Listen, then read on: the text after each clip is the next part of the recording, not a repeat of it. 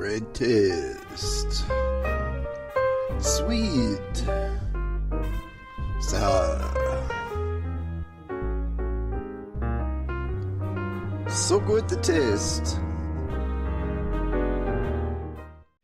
Welcome to Great Taste. I'm your host, Steve Boss. 60 minutes of deliciousness upcoming. We are live at Green Building Supply.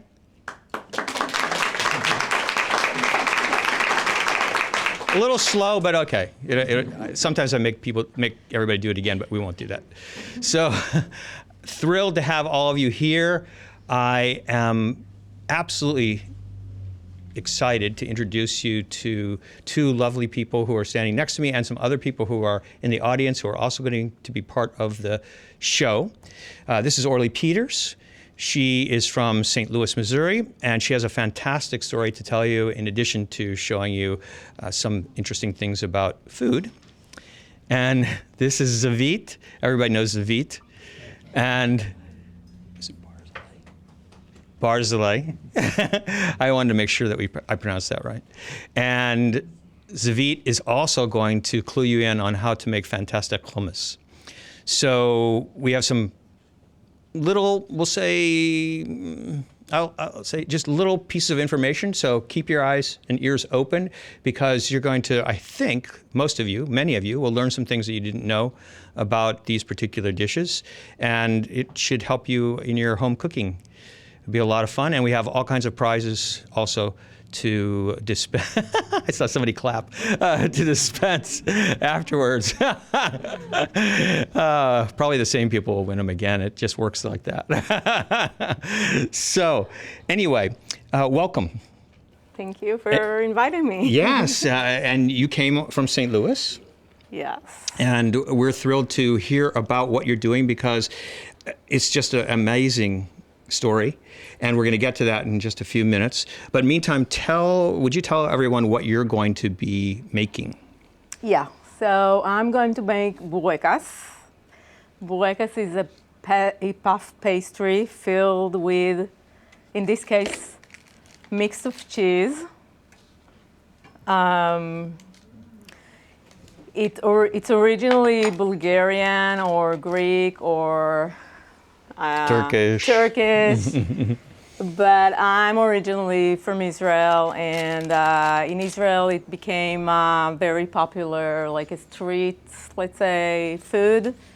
And I think that I make like a pretty good one because, I just say it because my friends, in St. Louis, they always ask me to bring the burecas, out of all the food that we make. So that's why I asked Steve if he would like me to make the burecas here. So he said, of course. Yeah, and I'm going to make also individual cheesecakes, strawberry cheesecakes. But tell him that in Israel you also stuff it with potatoes. Oh yeah, Not the cheesecake. We don't stuff the potatoes. We don't stuff the cheesecake with potatoes, right? No, but you can stuff it with potato, like mashed potatoes, onions, mushrooms, even meat. Whatever you want. Actually, it's really, really delicious, especially when it goes out from the oven, like really, really heat. Yeah, so we're going to reheat them so they'll be nice and warm too. Yes. So And some people in Israel also eat it for breakfast if it's special with a hard-boiled egg. Right. Yeah. On so it's Saturdays. Like with more protein, complete breakfast. I sent an email out. If you didn't get it, you can ask me to send it to you. Maybe a week or so ago, and then there was a link in that email to a Los Angeles Times article about burachas, because evidently at some point in time, a couple of years ago, it was all the rage as far as LA street food was concerned. So it was an interesting article that you might find insightful in terms of how things become so popular. Anyway, Zivit, you are going to make another very typical Middle Eastern food.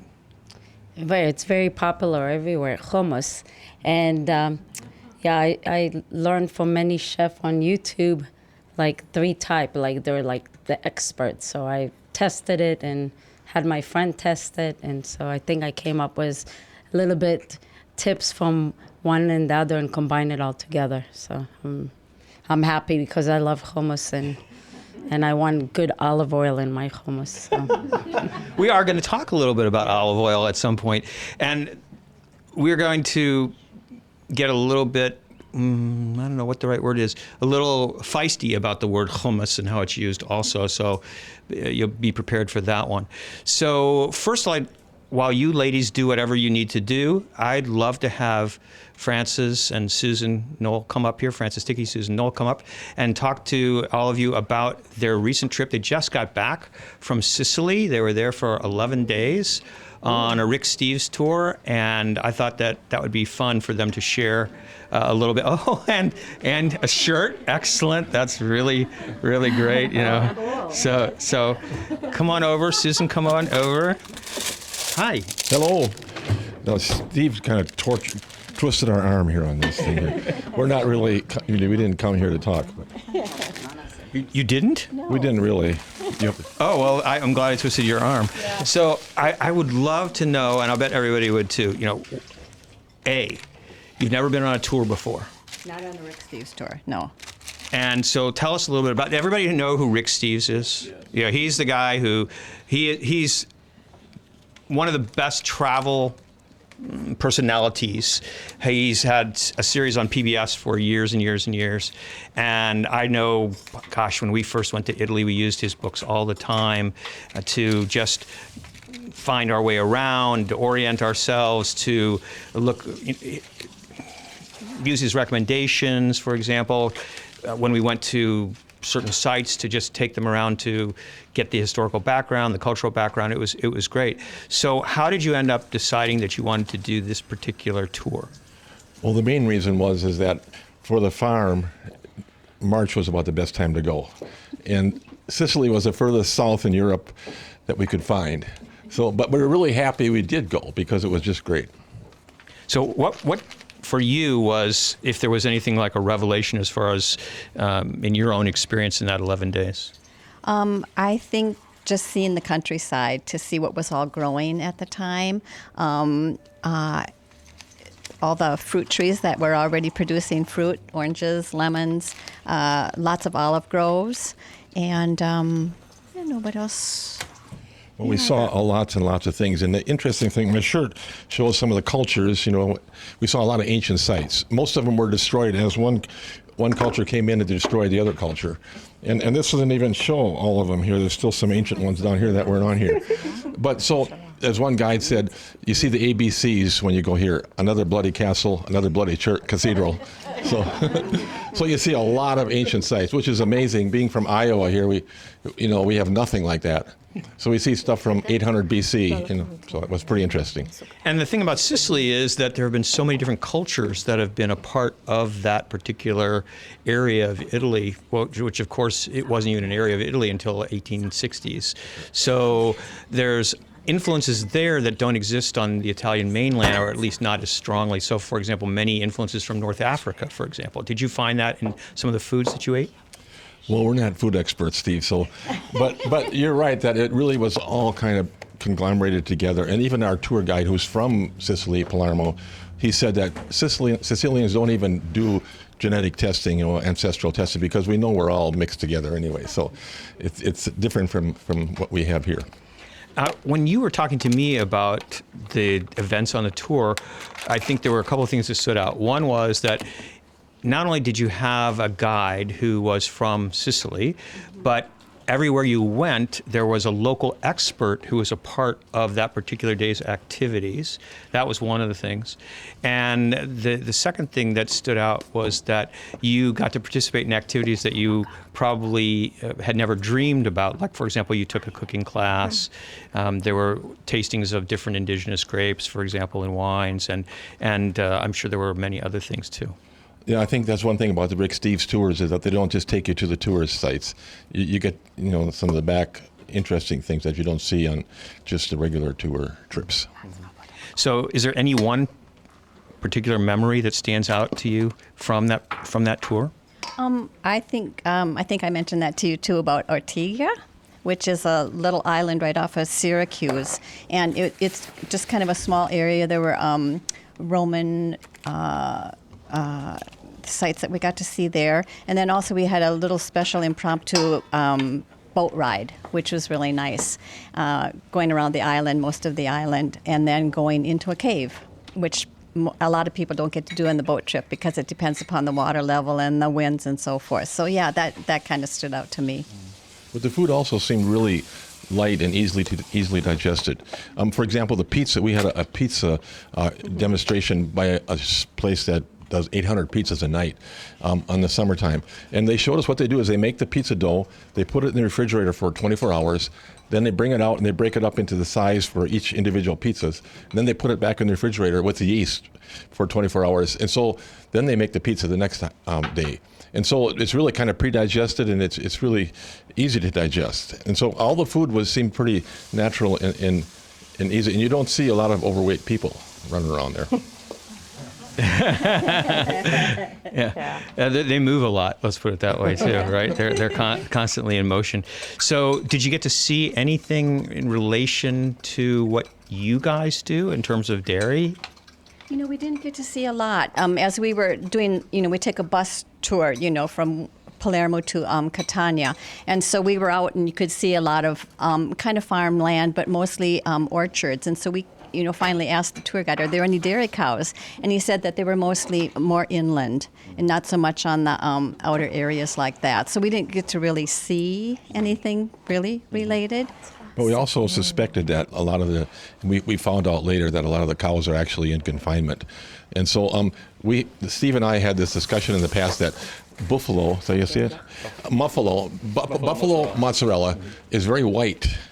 And to me, that means that the cows are not on pasture, because when cows are on pasture, it's yellow.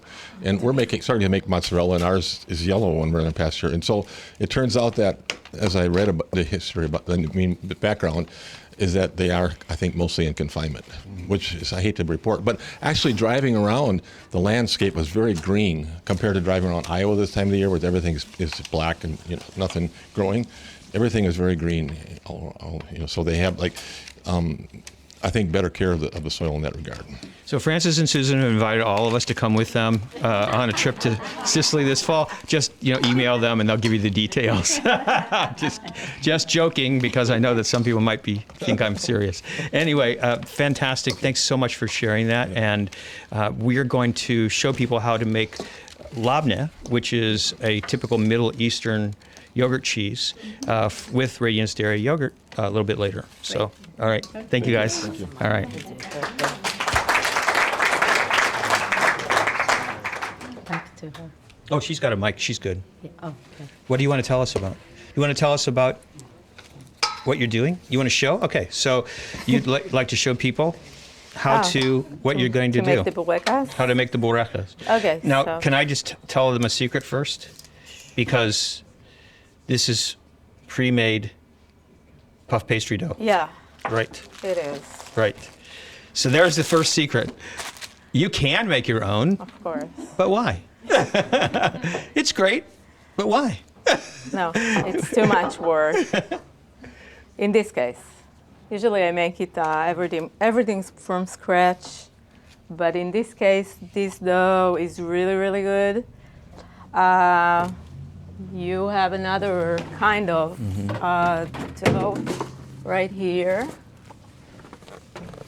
which is supposed to be also good. I don't know yet. You have to come back because they won't see you. Yeah, this is a classic puff pastry dough that you can get locally at everybody's, and I'm sure you can find it in other spots around Iowa. It's supposed to be really good. It is very good. And you're going to taste it today. Made with as they say, with the finest churned sweet butter. So there you go. Yeah. Better quality, yeah. So, yeah, it's much easier. And this one comes already in squares, so it's really easy, just to make these triangles.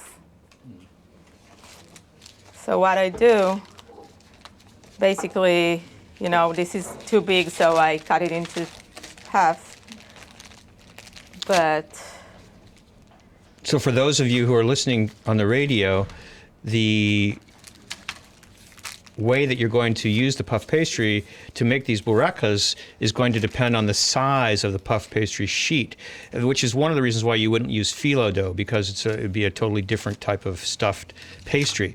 So in this particular puff pastry dough comes in in squares actually, and you're actually cutting it in half, right? Is that what you're doing? Yeah, I did, because we wanted like a small amount of burekas, but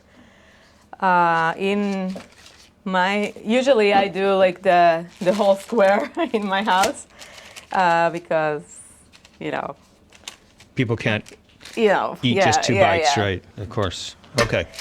So then what happens next? So next, I have here like the mixture of the cheese, which usually I use.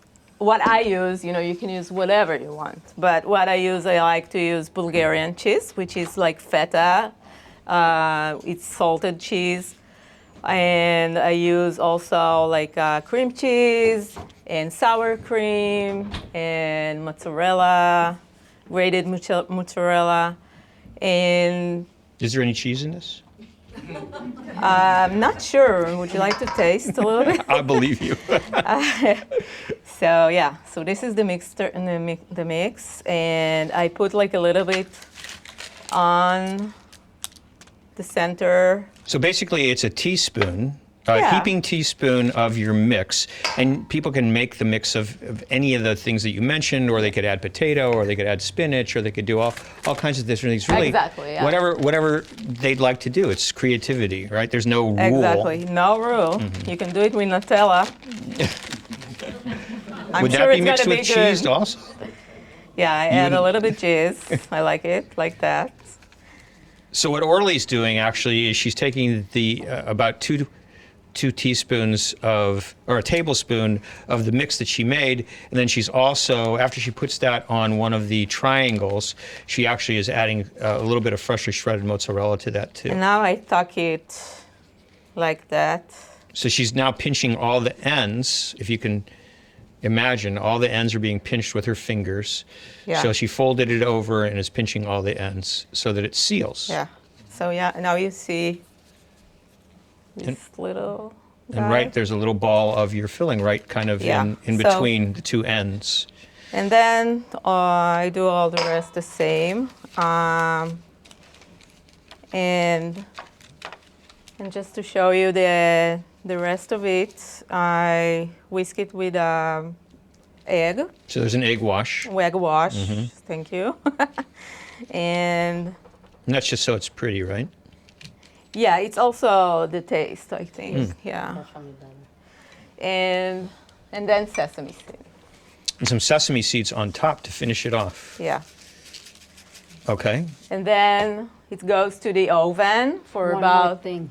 yeah. You take the fork and you close it. Yeah, on the you can end. you can close it with a fork. Yeah, that's right. This is It looks better and it also closes it. Yeah, so that's an important point where you're just going to take Yeah. the fork and take the edge I'll of the show you another tines, right? And yeah. work your way around. Like looks fancy. Yeah, it looks fancier, right? So So that's good. you tuck it in, and then you take the fork and you do that. Yeah, it's pretty. Yeah, It's pretty when you prettier. you leave the marks of the That's tines true. all the way around, and so it's really nice. Those of you who are listening can it's- imagine what that looks like. And then the cheese more likely not going to spread out. But you know what? It's kind of nice when it does. I know. It looks really good. Yeah, I And like it. I know some people would say, "Oh, you don't want it to leak," we'll say, but it looks really pretty when it Yeah. does do that. So I like it either think- way. Right. I I think it's Well, good. because we're generous, we put a lot in there. That's why. That was the it problem came because I out a used to little do bit. it like bigger size, and then I put, the amount of the filling was different. So that's why probably it was leaking a little bit, but it's the same taste, I promise you. And it's really, really good. We actually, Zivit made some for me earlier this week, and they no, actually last week, and they were great. And then of course we had to taste test these right along the way. So And I made you taste the hummus too. you did make me taste the hummus, right? So are you ready to talk about Yes, the I am. hummus? So basically, you have a choice. You either cook your own garbanzo beans or you get the can, and most people do. But you want to rinse it a lot. If you get the can. Yeah, if you get the can. And so the tip is, some people remove the skin, and some people don't. But I found out that it's not necessary. So anyway, so after you rinse the chickpeas, you put about a half a lemon. You put it in there, and then depending on your taste, I put about almost a teaspoon. I'm sorry, I need to get. Okay, and speaking of the chickpeas, as Zivit said, if you listen to all the experts, the best hummus is always made with dried chickpeas, and you soak them overnight, and then you go through the process. And if you want to find, I would say, a great way to make them, just look for Food 52 video that uses the recipe from Yotam Ottolenghi. And that's the best one, and you can find that on YouTube. And for most people, it's just much more convenient, obviously, to use tinned, as they say, or canned. And if you do, you want to make sure they're using a really good brand, and there's lots of options. We found that Eden is just a terrific brand to use. So Eden Foods canned chickpeas, really, really good. You can learn more about. This is where the little bit of information comes in that's important about hummus. Does anybody know? Don't say it because we won't be able to hear you. But does anybody raise your hand if you know what hummus means? Okay, only a couple of people. Interesting. So, you want to tell them? What hummus means? Mm-hmm. Like chickpeas? Hummus is an Arabic word that means chickpeas. So it really is what it says it is. And so for me, one of my pet peeves is going to a restaurant and having them have on their menu beet hummus. And it's like, what? I mean, you could have hummus with beets. That's okay. Because that's all right. You could add beets to chickpeas and make hummus with beets. But you can't have beet hummus because it doesn't make any sense. I mean, it's not. It just absolutely drives me out of my mind when I see that kind of stuff. And you can find tons of recipes online like that. But there are lots of different iterations that are absolutely perfect and can amp up your hummus when you add certain things to it. And carrot is another thing. It can change the color, makes it beautiful. So does beet. There are all kinds of different things like that. So hummus with, perfect. Everybody's got that now, right? Okay. So what I learned, there's 2 stages to do the hummus. So you blend it with the lemon and 2 little cloves of garlic, and then you blend it till it's smooth. Some people, they add the olive oil and the tahini at all at the same time, but I was taught that you separate it, becomes creamier and tastes better. So I'm gonna blend this first, and then we'll continue. So while she's blending that, this is a really important point where some people differ in terms of their methodologies. Some people don't even add olive oil until they serve it, put it on the platter, and they put some olive oil on top of it. You should do whatever works best for you. But the whole idea is that when you see hummus that isn't creamy, you can know that it's not made correctly, because it should be really creamy and luscious. The hummus, made correctly, should be creamy and not a very thick type of product, right? That's very, very important. And there's a secret to well, it's not so secret, but there's a way that is ensured, we'll say, and Zivit is going to share that in a little while with That's you. the best tip I've learned how to make. But there the are best some hummus. kinds of hummus, masabacha, and all of that, Zivit, right? What? Hummus masabacha, gargirim.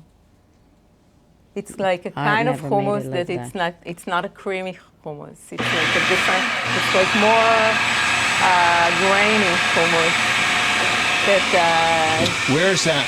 in Israel we eat it in a restaurant. And so some chef is like riffing on So it's- traditional type of process. Yeah, you can order like specific dishes that it's called masabacha. It's with that the hummus is not creamy like that. It's like more with the texture is different.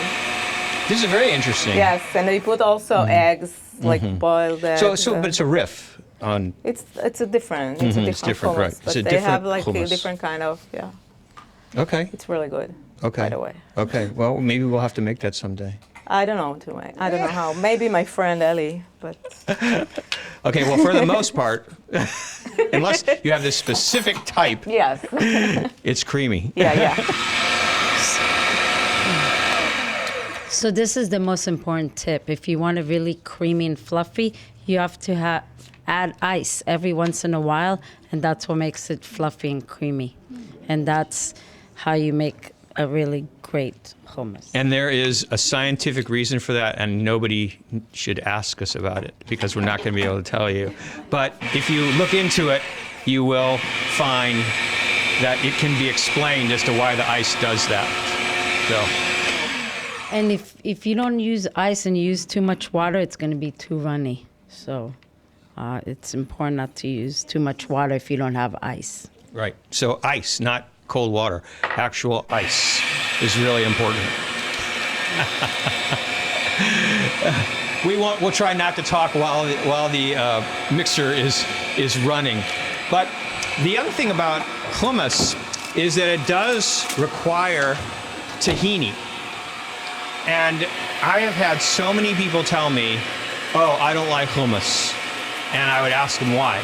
And they'd say, well, I don't like tahini. And invariably, the reason that people don't like tahini, for the most part, is because they're getting tahini that isn't very good. And it's a lot easier to find tahini on the store shelves that isn't good than it is to find tahini on the store shelves that is good. The best tahini, and this is, we'll say, not just my opinion, which is, you can take that for whatever it's worth, but people like Yotamoto Lengi, who's a recognized hummus expert, we'll say, and Middle Eastern food aficionado, and he's written many books, and also Michael Solomonoff, who he's a James Beard Award-winning chef in Philadelphia and has numerous restaurants in Philadelphia. And he actually commissioned this hummus, this tahini to be made. This is Sum. It's a women-owned company, Three Sisters make this. And all the sesame seeds agreed upon by experts, the best sesame seeds come from Ethiopia. That's where the best sesame seeds are. And it's a particular type of sesame seed, Humera. I don't know if it's pronounced Humera or Humera, but that's the type of seed. And so all of the Sum tahini is made with that particular sesame seed. So I would say the major difference that you'll find when you have a good tahini and a tahini that's not so good is in one word, and that is you won't find the bitterness that most people associate. And I see a lot of head shaking. So people have experienced that. Most tahini in the marketplace is bitter. And that's because, well, there could be numerous reasons, but one of the reasons is that the seeds themselves, which tahini is 100% sesame seeds. And so if you don't have good sesame seeds, you're not going to have good tahini. So this is creamy, it's luscious, it's wonderful, and I highly recommend it. There are others that are good too, but that is easy to find because you can find it on Amazon, for example, and so that makes it really, really simple. Now, the other thing about tahini is that you don't have to use that much of it because it's not an inexpensive ingredient, but you don't really use that much of it because it's very, very strong. And there's also a tremendous place if you ever get to New York or you want to shop online, in Chelsea Market, there's a place called Seed and Mill. And Seed and Mill actually uses the same type of sesame seeds, and they grind the seeds right there in their shop in Chelsea Market, and you can order it from them. And they also do a tahini that is with, most of the tahini comes with hulled sesame seeds. So the outer part of the seed has been removed. And they do one where the hull is intact also. And it's very different and very rich and deep flavored and kind of fun to experience the difference. And they also have tahini ice cream, which is quite extraordinary. So that's if you're going to New York or you just want to shop online, you can get Seed and Mill. I like both of them, but we prefer the Soom over that. So how's it going? You have to taste it because sometimes you have to add a little bit more lemon, a little bit more salt. So it's good to taste it. And then when you're happy with it, then that's done. And I like that. It's a balancing act. And so it's fun to do it. Do you want to show people is the texture right yet or not? Almost. Okay, so when the texture's right, we'll show you exactly what it looks like. And so there's a person who came in late. We won't say who they are. I don't happen to know them at all. But the question was, for those of you who don't know, that was my wife. So, and it was explained before that you can't ask questions from the audience because we can't hear you. So, so I love that. That's awesome. Backfired on me. Anyway, the question was, what was the question again? If I added tahini to it, and I said tahini and olive oil. And do you know about what amount of tahini you Yes, put? I usually add 6 tablespoons of olive oil, 6 tablespoons of tahini, and like 1 teaspoon of salt, and then I add more, and about half a lemon, and then I probably add more lemon. But you start with half a lemon and keep adding. And this is a 1 16-ounce can of chickpeas. Exactly. Yes. Perfect. All right, fantastic. And I'll show you the consistency. So this is pretty smooth. See? Yeah. It's very smooth. And then, That's beautiful. see, that's what the ice does to it. How much ice? Well, because at home I have like the whole cube. It hasn't been totally iced here, so I use a lot. But I would say about 5 small ones. You will know, you'll have experience. But if it's not creamy enough, add more. So 5 small ice cubes is generally the amount that you need for that 1 can of chickpeas and the other ingredients that you added. So let's just go over it really quickly again. So it's 1 can of chickpeas, 16-ounce chickpeas, drained, right? rinsed, yes. Drained and rinsed. And then about a half a lemon. Usually it's definitely more than lemon because it tastes good. And then one teaspoon of salt, 6 tablespoons of very good quality olive oil, and then 6 tablespoons of tahini.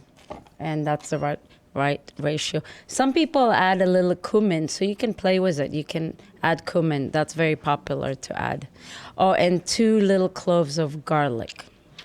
And do you use any type of paprika when you serve it? Yes. When I plate it, I put extra olive oil on top and paprika, and then I eat it with fresh pita bread. And do you usually use, like, there's so many different kinds of paprika, so what do you prefer, sweet? I like the typical paprika, not the hot. Not the hot and not the smoked? Definitely not the smoked. For hummus, not smoked. For me, no. So you want to have the chickpea flavor predominate? Yes, exactly. Okay, cool. So those are all different things that you can play with and do. So I'll show you how I would plate it. Okay. And while you're doing that, I'm going to ask Ortly, so how do you like you don't like hummus. Not really, you know. only But Israeli I have I my know. husband here. He can't talk because he's in the audience. But I was shocked he when really she told likes me hummus. she doesn't like hummus. I'm like, you're the only one I know. And by the way, you catch how it's pronounced too. It's not hummus. Hummus. Right. There you go. Give it that. Hummus. Right. That's good. Yeah. But I really, about the paprika, the sweet paprika, this is something that we had problem when we came here because it doesn't taste the same as I used to, the paprika. I couldn't find the ingredients that I was looking for here in the States. So, and my father is from Hungary originally. So I used to bring from home, from Israel or Hungary, the paprika. So I really relate what you say, about the kind of the paprika, it's all about the taste. Yeah, and we're going to get into that because that forms the basis of your work, really, Yeah, what you're trying to accomplish. venture. So we're going to get there in just a Yeah. couple minutes. You want to show about the plating? You can use all the spoons that you want. No one is going to care. So I drizzle some olive oil after I put it. Be generous because it tastes better. And a little bit, A little bit of paprika. yes. And it looks so pretty too, right? It does. Yes. And then you can, Oh. Does everybody see? Of course, you can't see if you're listening to this on the radio, but I can dump it on Zivit. So that would.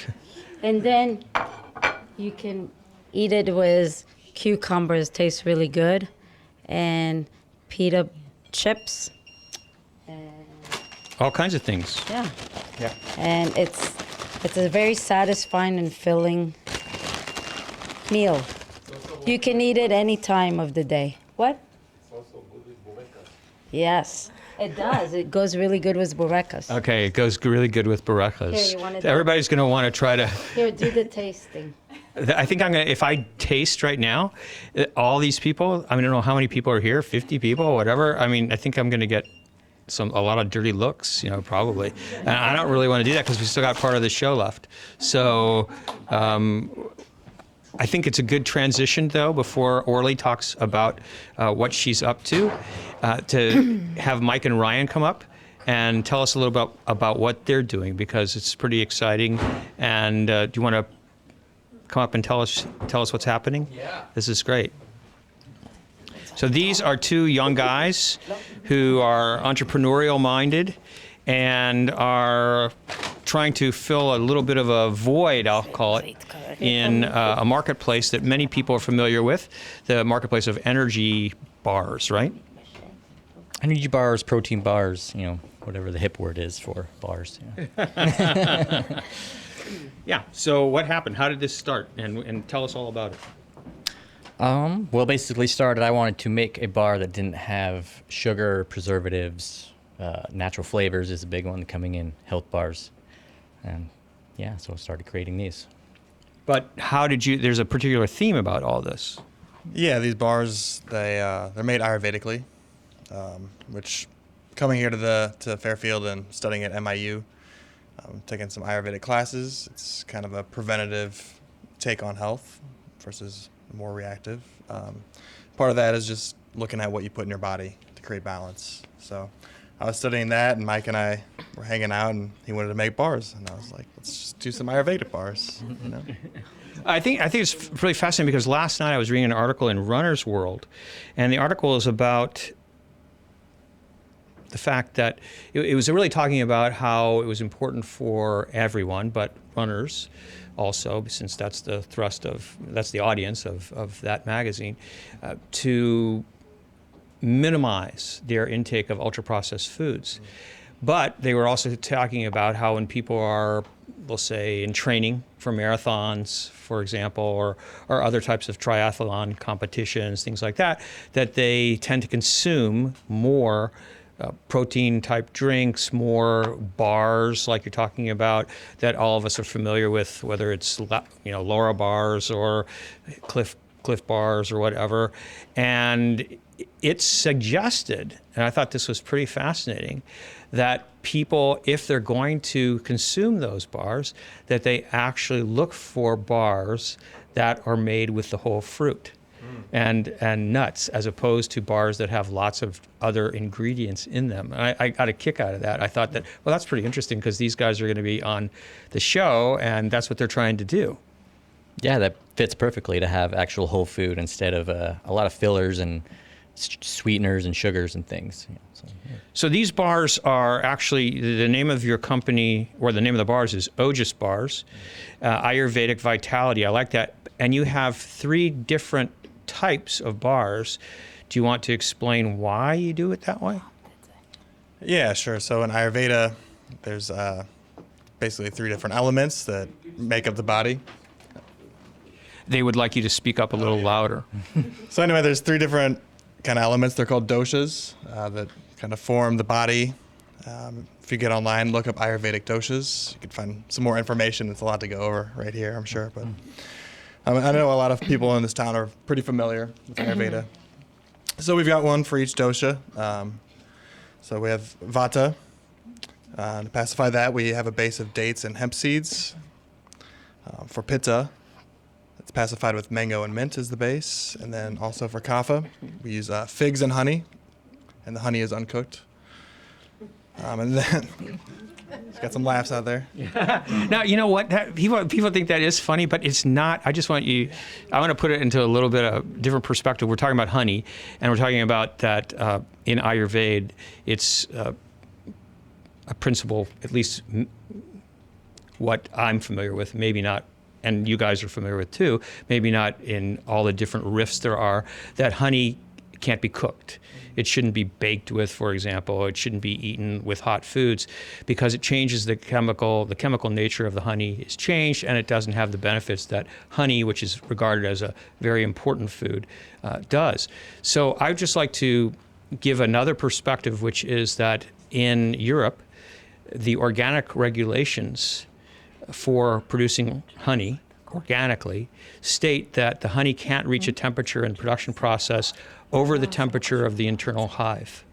So it's very clear that the same principle is being utilized there. Now, whether it comes from Ayurveda or from some other vantage point, it still is interesting that honey shouldn't be heated to be called, it can't be heated to be called organic in Europe, for example. Yeah, that's great. I know in Ayurveda, if your honey gets heated kind of above your body temperature, it can change chemical structure and kind of block the channels which move around nutrients and energy in your body. It takes a long time for that to kind of digest. So yeah, we chose raw honey. So this is really fascinating. And how have you, what's been the reaction so far, I guess is the question, because when I hear about this, I start thinking immediately about, well, all the great places that you could market something like that. I don't think about, at the beginning anyway, a general delivery system where it's going out through a regular retailer on the shelf with Lara bars or Cliff bars, but rather to people who already have some, we'll say, in quotation marks, healthy perspective. So whether it's fitness clubs or whether it's yoga studios or those types of areas, I would think this could be really cool. Yeah, that's what we're hoping for. The big goal is to get it to everybody's in grocery stores around here. We're still kind of playing with the marketing aspect because not a lot of people know outside of Fairfield what Ayurvedic is. So that's been kind of tricky. I think you'll make it work. It'll happen. Now, here's the other thing, and that is that the bars themselves all have a very different taste to them, which is because of the different ingredients. Makes sense, right? And so people can adjust based on the seasonality and their own personal body types, what they want to consume then in relation to this, which I love that. Yeah, there's, and that's another thing, some people don't know, well, what is pitta? Should I be eating pitta? Should I eat kapha? So that's another thing we're kind of running into. Yep. So education is an important part of it. Yeah. everything when you're producing great foods. And one of the things about your particular business model that you're evolving to, that actually plays into something that Ortly's going to talk about in just a few minutes, is that you're going to be using the Golden Magnolia Sanctuary kitchen because it's a commercial kitchen. It has we'll say the proper permissions, so that you're able to, essentially as a cottage business, create products that you can sell on retail shelves. Yeah, the Gold Magnolia has been really great for us and just for this community in general. And I think we're both very grateful to be able to use their kitchen as a commissary. And in return, we're doing a lot of volunteer work for them.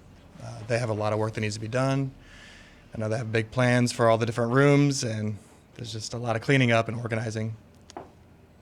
Fantastic. Well, best of luck, guys. Really, everybody who was here earlier had a chance to sample these, and if you didn't get them, you've still got more that you can sample afterwards to people? Okay, good. So see these two guys afterwards. They're both MIU students, and they'll be happy to have you as a customer. So, and you're at the farmers markets also, right? Yes, every Saturday. All right, good. Thank you. Thanks a lot. Yeah. Okay. So, let's hear about what you're doing, because it's so amazing. Yeah, so we arrived in 2015 with my family. Yeah, I have my mic. With 3 kids. They were 7, 8, and 11 back then. And it was really, really hard for us to adjust. We felt lonely, disconnected. We were lost. And I was a lawyer, and I couldn't practice law here in the States. And luckily, I could, do what I like, which was cooking.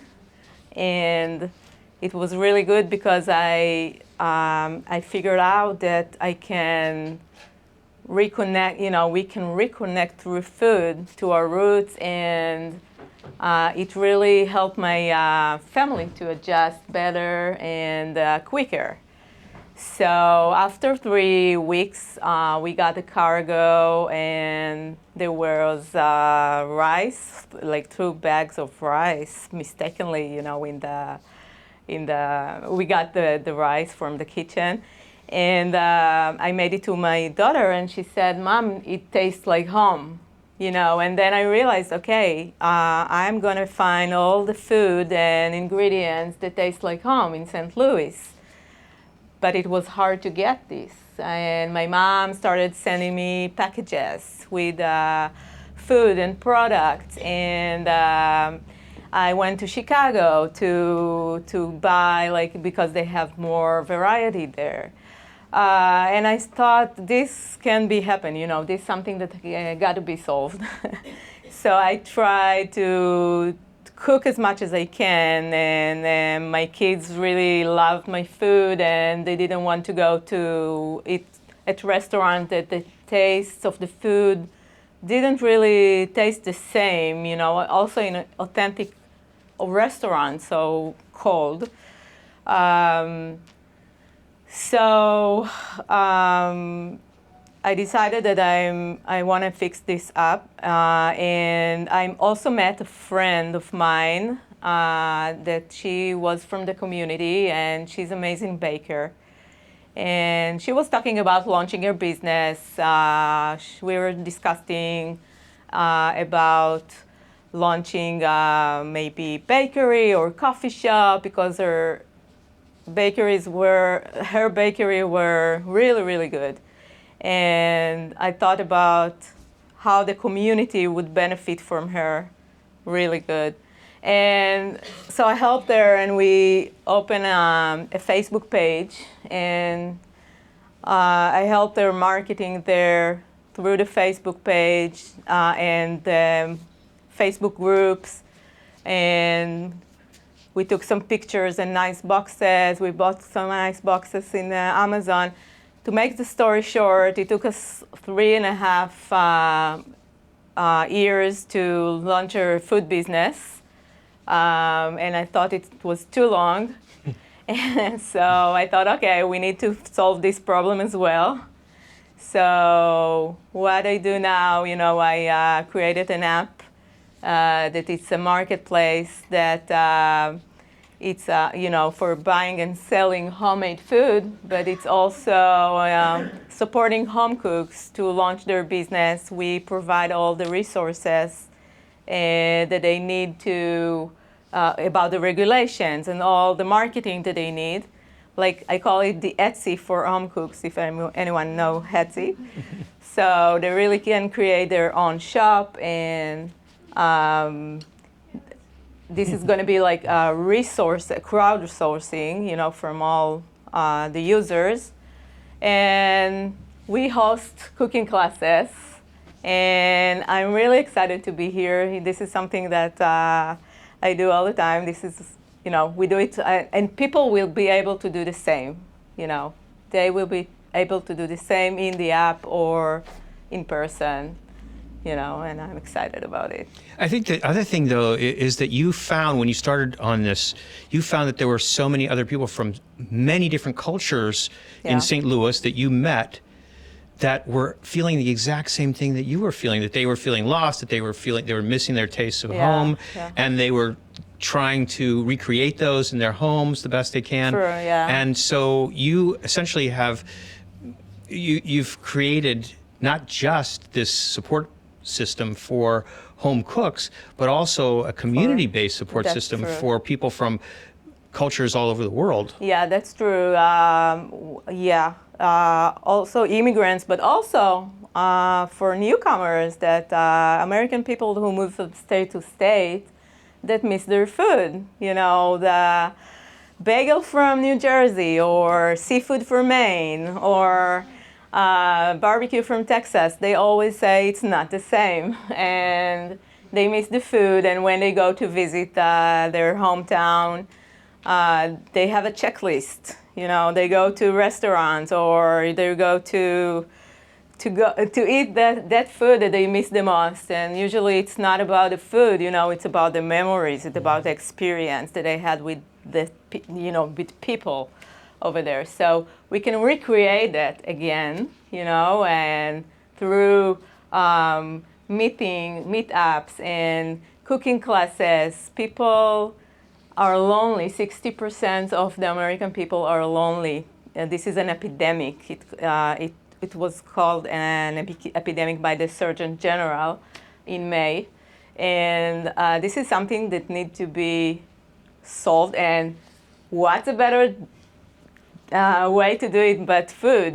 This is the best way. Food is one language to all cultures, and it breaks barriers and break down the barriers. And yeah, I love what I do.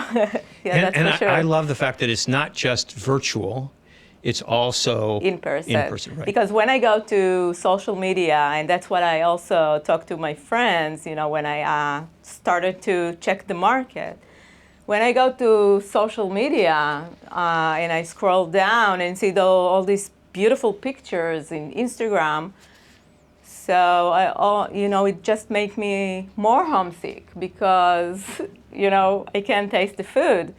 I can talk to my mom every day on FaceTime, and I can hear her, I can see her. I cannot taste her authentic food, So this is something that is not typical to our technology today and to our era. And I wanted to solve this, and I'm going to. That's amazing. Yeah, looking forward to it. And you can download her app, actually. It's in beta right now, right?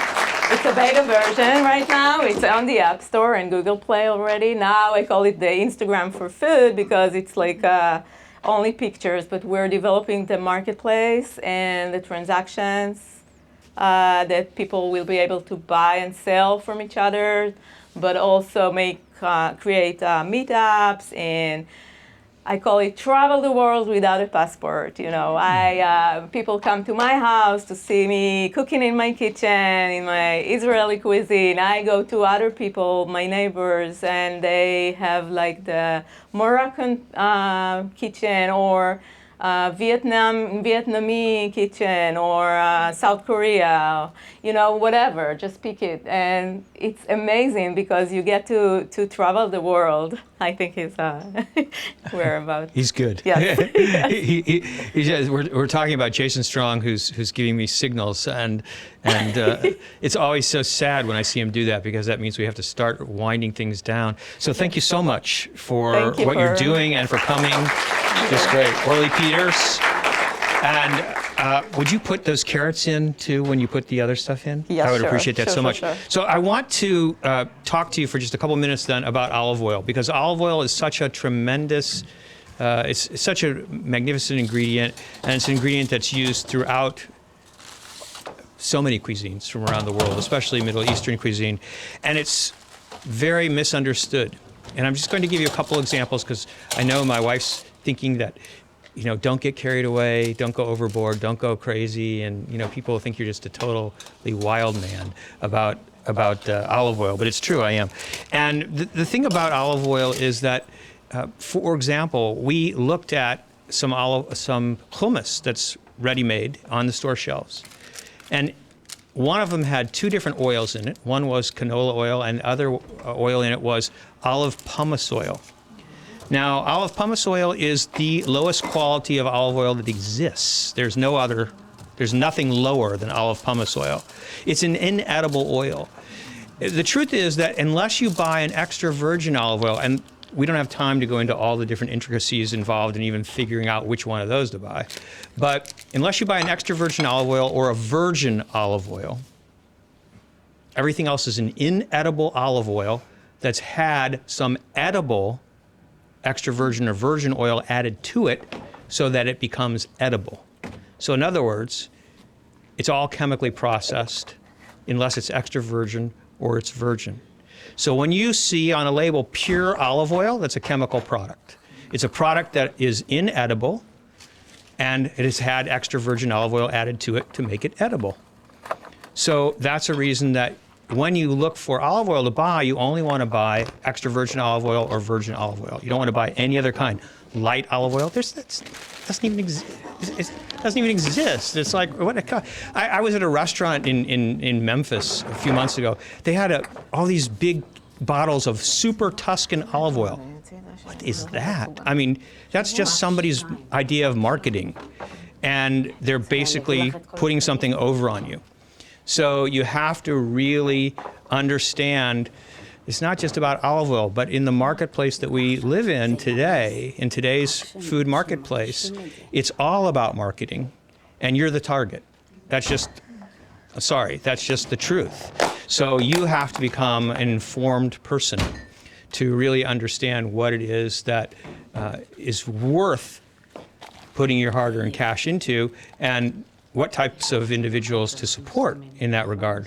Like the two guys that were up here who were talking about, making something with whole ingredients that are all organic, and Francis and Susan who have a completely organic dairy and have had it for years and years because they care about the product that they're creating and wanting to give the public something that is considered to be healthy. And so when you're looking for olive oil, I'll give you one other example real quickly. Like, for example, this is a brand today that has become really big. It's called, as you can see, Grazza. It's from Spain, and they have all different colors of labels. And then they have different names, like this is, what is this called? This is the drizzle, right? And they've got the finishing, and they've got this, and they've got that. It's all marketing. I'm not saying that the oil isn't good. It's 100% extra virgin. It's from Spain, but it's in plastic. I think that, it's good to buy olive oil in glass bottles or in tins as opposed to plastic.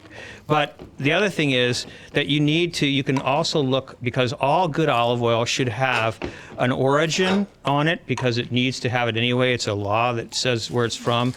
And it also should have dates, like when it was harvested, and it should have an expiration date. Now, almost everything in the United States will have an expiration date, of course, and it will have the, it'll tell you, what's in it. But won't tell you where it's from generally unless there's a story behind it. So, for example, this olive oil comes from one family in Italy. And so it tells you exactly, where it's from, who made it, and when it was harvested, and how long it's good for. That's the key to the best, we'll say, potential olive oil that could be something you would want to consume, where you actually know where it comes from and what they do, what their practices are. And so it's important to look for all those things. And one last thing, because I've been signaled that we've got to go, and that is that you could also look for the expiration date. So, for example, there's an olive oil that I saw on store shelves. It's all over the place. It says harvest date 2021, 2022, expiration 2026. Olive oil is not like wine. It doesn't get better with age. So in Italy, I think 18 months is about as long as they can give you the shelf life. That's what this is anyway. 2 years, maybe it could be. So anyway, that's the quick olive oil tour and if you have other questions, thank you all so much for coming. Thanks to all of our guests. It was just fantastic having you. You've been listening, you've been watching, great taste. Jason Strong is our producer for our Fairfield Media Center. We thank him so much, and we thank everybody's Whole Foods and Green Building Supply for hosting us. I'm Steve Bosch, your host, 60 Minutes of Deliciousness, and Orly's reminding me that you'll have to look at the video and see the dessert. You won't be able to, or hear about the dessert, which is, what's it called? Individual strawberry cheesecakes. Yeah, we're sorry we didn't get to it, but believe me, you'll love it, okay? So thanks again. It was a pleasure. Yeah. Great taste. Sweet. Sour. So good to taste.